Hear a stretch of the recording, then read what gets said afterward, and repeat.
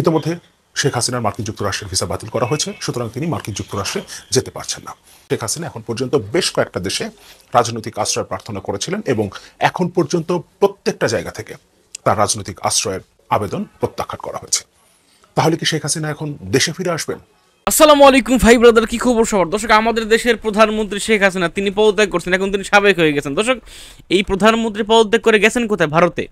তাকে যে কোনো সময় ভারত থেকে গ্রেফতার করা হতে পারে। আপনারা সবাই জানেন যে তিনি কিন্তু পদত্যাগ করার আগে তার বিরুদ্ধে আন্তর্জাতিক আদালতে মামলা হয়েছিল। সেই মামলার পরিপ্রেক্ষিতে তিনি আমেরিকাও যেতে পারতেছেন না, তার আমেরিকার ভিসা বাতিল, এবং তিনি অন্য কোনো দেশে যেতে পারবেন না, কারণ অন্য কোনো দেশে তাকে রাজনৈতিক আশ্রয় দিবেন, এবং ভারত থেকেও তাকে একটি সময় বেঁধে দেওয়া হয়েছে যে এই সময়ের ভিতরে আপনি ভারত থেকে চলে যাবেন। মানে কি একটা অবস্থা হয়! এখন যদি তাকে কোনো দেশে জায়গা না দিলে তিনি বাংলাদেশে আসতে বাধ্য, আর বাংলাদেশে আসলে তাকে গ্রেফতার করা হবে, আর গ্রেফতার হলে তাকে ফাঁসি দেওয়া হবে। যাতে কত কথা বলবো না, তো বাংলাদেশে আসার আগে তাকে আন্তর্জাতিক আদালতের মুখোমুখি হতে পারে। তো এই বিষয় নিয়ে আমরা গুরুত্বপূর্ণ একটি ভিডিও দেখে আসছিলাম, এরপর আমরা কথা বলবো। ইতিমধ্যে শেখ হাসিনার মার্কিন যুক্তরাষ্ট্রের ভিসা বাতিল করা হয়েছে, সুতরাং তিনি মার্কিন যুক্তরাষ্ট্রে যেতে পারছেন না।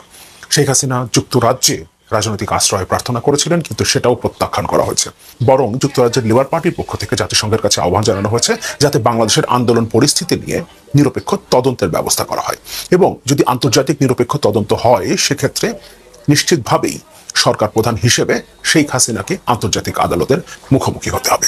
বিভিন্ন সূত্রে জানা যাচ্ছে শেখ হাসিনা এখন পর্যন্ত বেশ কয়েকটা দেশে রাজনৈতিক আশ্রয় প্রার্থনা করেছিলেন এবং এখন পর্যন্ত প্রত্যেকটা জায়গা থেকে তার রাজনৈতিক আশ্রয়ের আবেদন প্রত্যাখ্যান করা হয়েছে। তাহলে কি শেখ হাসিনা এখন দেশে ফিরে আসবেন যদি তিনি পৃথিবীর কোথাও রাজনৈতিক আশ্রয় না পান? অনেকগুলো প্রশ্ন আসলে তৈরি হয়। ফলে শেখ হাসিনার ভবিষ্যৎ নিয়ে অনেকগুলো প্রশ্ন তৈরি হয়। পৃথিবীর কোথাও জায়গা হচ্ছে না সাবেক প্রধানমন্ত্রী, নিকৃষ্টতম বর্বর স্বৈরাচার শাসক শেখ হাসিনার। এমনকি তার অতি আপন বন্ধুরাষ্ট্র ভারতও তাকে রাজনৈতিক আশ্রয় দিতে অস্বীকৃতি জানিয়েছে। শেখ হাসিনাকে পরিষ্কার জানিয়ে দেওয়া হয়েছে আপনি পৃথিবীর যে কোনো জায়গায় যেতে পারেন, তার ব্যবস্থা ভারত করবে, কিন্তু ভারতে রাজনৈতিক আশ্রয় দেওয়া হবে না।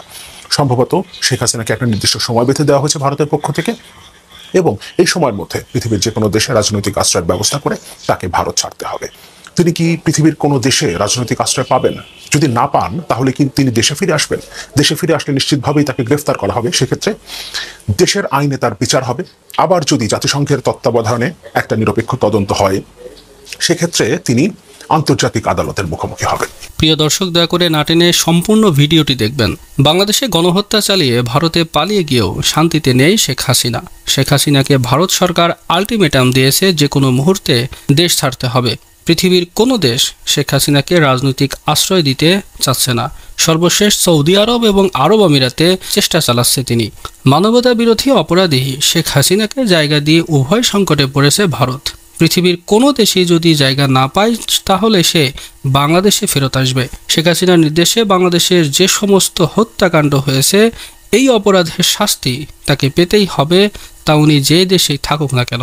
দেশের শত শত শিক্ষার্থী এবং জনতাকে গণহত্যার দায়ে শেখ হাসিনাকে হুকুমের আসামি হিসেবে মানবতা বিরোধী অপরাধে ট্রাইব্যুনালে তাকে বিচার করা হবে। এছাড়াও আন্তর্জাতিক আদালতে শেখ হাসিনার বিরুদ্ধে আবেদন করার যদি অ্যাপ্রুভ হয় সে আবেদনটা, তাহলে তাকে বিচারের কাঠগড়ায় অবশ্যই দাঁড়াতে হবে, তা তিনি যে দেশে থাকুক না কেন। তাকে ইন্টারপোলের মাধ্যমে গ্রেপ্তার করা হবে। এদিকে আজকে ডিবি কার্যালয়ে সেনাবাহিনীর অভিযানে সেখানে নগদ 12 লক্ষ টাকা সহ বেশ কয়েকটি গোপন টর্চার সেলের সন্ধান পাওয়া গেছে, যেখানে ডিবি হারুন বিরোধী দলের নেতাকর্মীদের ধরে নিয়ে এসে নির্মম নির্যাতন করতেন। এছাড়াও আয়নাঘর থেকে একের পর এক বন্দীদের মুক্ত করা হচ্ছে।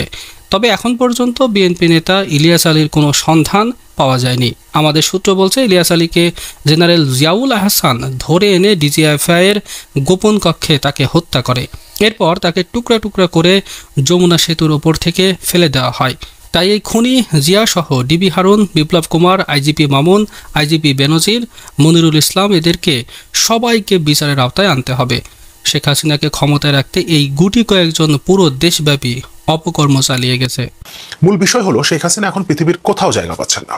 ইতিমধ্যে মার্কিন যুক্তরাষ্ট্রের ভিসা ক্যান্সেল হয়ে গেছে, যুক্তরাজ্য তাকে আশ্রয় দিচ্ছেন। ইউরোপের আরও অনেকগুলো দেশে চেষ্টা করা হয়েছে, তার রাজনৈতিক আশ্রয়ের জন্য আবেদন করা হয়েছে, কিন্তু সেগুলো অধিকাংশই প্রত্যাখ্যান করা হয়েছে এবং বাকি জায়গাগুলো থেকে কোনো রিপ্লাই আসেনি। তার মানে তিনি ইউরোপে যেতে পারছেন না, যুক্তরাষ্ট্রের ভিসা নেই, এবং ভারতও তাকে যত দ্রুত সম্ভব সে দেশ ছেড়ে যেতে বলছে। সুতরাং তিনি ভারতেও আশ্রয় পাচ্ছেন না, এবং সম্ভবত এই ধরনের পরিস্থিতিতে চীন, রাশিয়া, উত্তর কোরিয়াও শেখ হাসিনাকে আশ্রয় দেবে না। ফলে এমনটা হতে পারে তিনি মধ্যপ্রাচ্যের কোনো একটা দেশে চলে যেতে পারেন, অথবা তাকে দেশে ফিরে আসতে হতে পারে।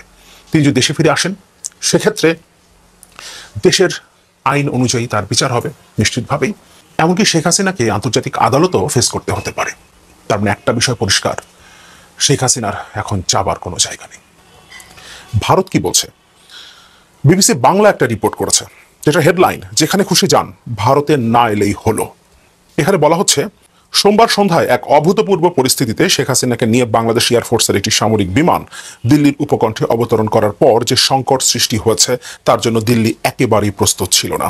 বস্তুত এই অপ্রত্যাশিত পরিস্থিতি ভারত সরকারকে এতটাই অপ্রস্তুত ও হচ্চকিত করেছে যে বাংলাদেশের পরিস্থিতি নিয়ে আনুষ্ঠানিক একটি বিবৃতি দিতেও তারা 24 ঘন্টারও বেশি সময় নিয়েছে। অথচ এই সময় পার্লামেন্টের অধিবেশন চলছিল, যেখানে সরকার প্রতিটি ছোট বড় ঘটনা নিয়ে জবাবদিহি করতে বাধ্য থাকে। সোমবার রাতে প্রধানমন্ত্রী নরেন্দ্র মোদীর সভাপতিত্বে ক্যাবিনেটের নিরাপত্তা বিষয়ক কমিটি বাংলাদেশ নিয়ে আলোচনা করতে জরুরি বৈঠকে বসে। সেখানে পররাষ্ট্রমন্ত্রী জয়শঙ্কর, স্বরাষ্ট্রমন্ত্রী অমিত শাহ, অর্থমন্ত্রী নির্মলা সীতারমণ সহ সিনিয়র কর্মকর্তারা সবাই উপস্থিত ছিলেন। বাংলাদেশ নিয়ে ভারত ঠিক কি করবে ওই বৈঠকে সে ব্যাপারেও কোনো নির্দিষ্ট সিদ্ধান্ত নেওয়া হয়নি। এমনকি বিবিসি জানতে পেরেছে, শেখ হাসিনা যতটুকু সময় দিল্লিতে থাকুন, প্রধানমন্ত্রী নরেন্দ্র মোদী তার সঙ্গে প্রকাশ্যে সাক্ষাৎ করবেন কিনা অথবা করলেও সেই বৈঠকের কথা প্রকাশ করা হবে কিনা সে ব্যাপারেও এখনো কোনো সিদ্ধান্ত নিয়ে ওঠা যায়নি। অথচ শেখ হাসিনা নিজে এই দেখা করার ব্যাপারে আগ্রহ প্রকাশ করেছিলেন। শেখ হাসিনা ভারতে যাওয়ার পর পালিয়ে যে তিনি ভারতে গেলেন, তারপর নরেন্দ্র মোদীর সাথে সাক্ষাৎ করতে চেয়েছিলেন, সাক্ষাৎ করার আগ্রহ প্রকাশ করেছিলেন, কিন্তু নরেন্দ্র মোদী ভারতের প্রধানমন্ত্রী তার সাথে সাক্ষাৎ করেননি। এরপর রিপোর্টে বলছে, শেখ হাসিনাকে আশ্রয় দেওয়া কি ভারতের উচিত হবে? সোমবার বিকেলে যখন শেখ হাসিনার গতিবিধি নিয়ে তখনও চরম অনিশ্চয়তা, ঢাকায় ভারতের হাই কমিশনার ছিলেন এমন একজন সাবেক শীর্ষস্থানীয় কূটনীতিবিদকে মেসেজ করেছিলাম। শেখ হাসিনা হেলিকপ্টারে ঢাকা ছেড়েছেন জানতে পারছি, আপনি কিছু শুনেছেন? সঙ্গে সঙ্গে তিনি সংক্ষিপ্ত জবাব দেন, যেখানে খুশি যান, ভারতে না এলেই হলো। বাংলাদেশের রাজনৈতিক সংকটের জেরে শেখ হাসিনাকে ভারতে পালিয়ে আসতে হলে সেটা নিয়ে যে দিল্লিতেই একটা প্রবল দ্বিধাদ্বন্দ্ব কাজ করবে তা তার ওই মন্তব্যেই স্পষ্ট ছিল। দিল্লির থিঙ্ক ট্যাঙ্ক ICS এর সিনিয়র ফেলো তথা বাংলাদেশ গবেষক শ্রুতি পটনায়ক এই কথাটাই আবার বলছেন একদম চাছাছোলা ভঙ্গিতে। আমি ব্যক্তিগতভাবে মনে করি, শেখ হাসিনা যদি ভারতে রাজনৈতিক আশ্রয় চান তাহলেও ভারতের উচিত হবে না সেটা মঞ্জুর করা। এদিন একটি সাক্ষাৎকারে তিনি বলেছিলেন, ডক্টর পটনায়ক যুক্তি দিচ্ছেন, বাংলাদেশের সম্প্রতি সরকারের বিরুদ্ধে যে তীব্র আন্দোলন হয়েছে তার একটা স্পষ্ট মাত্রা ছিল ভারত বিরোধিতা। ভারতকে যেহেতু আন্তর্জাতিক ক্ষেত্রে শেখ হাসিনা সরকারের সবচেয়ে বড় সমর্থক হিসেবে দেখা হতো, তাই হাসিনা বিরোধিতার আন্দোলনে স্বভাবতই মিশেছিল ভারত বিরোধিতার উপাদান। এই পটভূমিতে ভারত যদি তাকে এখন রাজনৈতিক আশ্রয় দেয়, সেটা একটা ভুল বার্তা দেবে এবং বাংলাদেশের ভেতরে ভারত বিরোধিতাকে আরো উস্কে দেবে, এটা মিস্টার পটনায়ক বলেছিলেন। একই রকম কথা বলেছেন শ্রীরাধা দত্ত। নির্বাচনের আগে নিশ্চয়ই তার বিভিন্ন স্টেটমেন্ট আমরা দেখেছি এবং নির্বাচনের পরেও তার বক্তব্য। ভারতের অভ্যন্তরীণ নিরাপত্তার জন্য শেখ হাসিনাকেই বাংলাদেশের ক্ষমতায় থাকতে হবে, এ ধরনের মন্তব্য তিনি সে সময় করেছিলেন। যদিও কিছু সমালোচনাও তিনি করেছিলেন এবং নির্বাচনটা যে সুষ্ঠু হয় নাই, এমনকি 2018 সাল 14 সালের নির্বাচন নিয়ে তিনিও প্রশ্ন তুলেছিলেন। কিন্তু তারপরও তিনি বলেছিলেন শেখ হাসিনাই ক্ষমতায় থাকতে হবে, কারণ সেটাই ভারতের নিরাপত্তা নিশ্চিত করবে। তিনি এখন তার বক্তব্য পরিবর্তন করে ফেলেছেন এবং এখন তিনিও মনে করছেন, এখন শ্রীরাধা দত্তও মনে করছেন শেখ হাসিনাকে ভারতে আশ্রয় দেওয়া যাবে না এবং যতক্ষণ তিনি ভারতে থাকবেন সেটা ভারতের জন্য খুব স্বস্তিকর কোনো বিষয় নয়। ফলে তাকে অতি দ্রুত জবাব দিয়ে দেওয়া দরকার, আপনি কোনো একটা জায়গায় আপনার নিরাপদ একটা আশ্রয় খুঁজে নিন, আপনাকে ভারত ছাড়তে হবে। রিপোর্টের বাকি অংশটা পড়ছি না। ভারতের বিশেষজ্ঞদের মতে এই সময়ই ইউনূসই সেরা। অন্তর্বর্তীকালীন সরকারের প্রধান হচ্ছেন নোবেলজয়ী ডক্টর মোহাম্মদ ইউনূস। খুব স্বাভাবিকভাবেই তার নিয়োগ নিয়ে প্রতিবেশী ভারত কি ভাবছে তা নিয়ে রয়েছে নানা জল্পনা কল্পনা। ডয়েচে ভেলের এক প্রতিবেদন বলছে, দেশটির সাবেক কূটনীতিক, নিরাপত্তা বিশেষজ্ঞ, বাংলাদেশ বিশেষজ্ঞরা মনে করেন ডক্টর ইউনূসই সবচেয়ে ভালো গ্রহণযোগ্য ব্যক্তি। যেমন ওপি জিন্দল বিশ্ববিদ্যালয়ের আন্তর্জাতিক সম্পর্কের অধ্যাপক শ্রীরাধা দত্ত জানিয়েছে, ডক্টর মোহাম্মদ।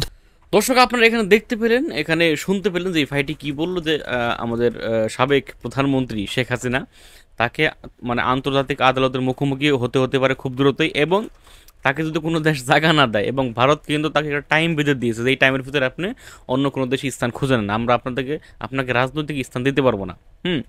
তো এখন ভাই মানে কি একটা অবস্থা প্রধানমন্ত্রী, আমাদের সাবেক প্রধানমন্ত্রী শেখ হাসিনার। তো এখন তিনি এই টাইমের ভিতরে যদি অন্য কোনো দেশে ব্যবস্থা করতে পারে যাবেন, আর না হলে তাকে আর কোনো উপায় নেই, হয়তো ভারতের কাছ থেকে আরও 2-1 দিন টাইম বাড়াই নেবেন, তবে তাকে বাংলাদেশে আসতে হয়, ভারতে বেশি দিন কাটাতে পারবে না। আর বাংলাদেশে আসলে তার মানে গ্রেফতার হইতে, আর যদি কোনো দেশে ব্যবস্থা করে ফেলেন তিনি, তাহলে ভাই তাকে আন্তর্জাতিক আদালতের মুখোমুখি হতে হবে। মানে কি একটা অবস্থা না ভাই, মানে তিনি এখন মানে চারদিক দিয়ে বিপদে আছেন। মানে যাই হোক দর্শক, কত কথা বলবো না, আপনাদের মতামত লিখে যাবেন কমেন্টে নাকি। ভালো থাকবেন, সুস্থ থাকবেন, আসসালামু আলাইকুম। আর আরেকটা কথা বলি, এমন জীবন করিও গঠন, মরিলে হাসিবে তুমি কাঁদিবে ভুবন। এমন জীবন করিও না গঠন, মরিলে কাঁদিবে তুমি হাসিবে ভুবন। ধন্যবাদ।